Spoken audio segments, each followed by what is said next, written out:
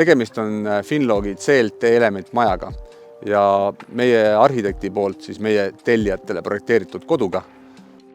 Tellijal oli soov saada erilahendusena meie poolt projekteeritud ja ehitatud puithoone. Samas, kuna tegu on linnakeskkonnaga, siis sellist klassikalist puithoonet siia ei saanud projekteerida ja ehitada. See tähendab seda, et meil tuli teha katus madalakaldelisena ja ilma räästateta. Ja valikusse jäigi koheselt siis CLT element maja lahendus, mis on just sellise arhitektuuri puhul sobilikum. Kui Finlog pakub nii liinpalgist palkmaju kui ka siis CLT elementmaju, mis on samamoodi massiivpuidu põhinevad, siis CLT elementmajad sobivadki pigem võib-olla linnakeskkonda väga-väga hästi oma arhitektuursete omaduste poolest.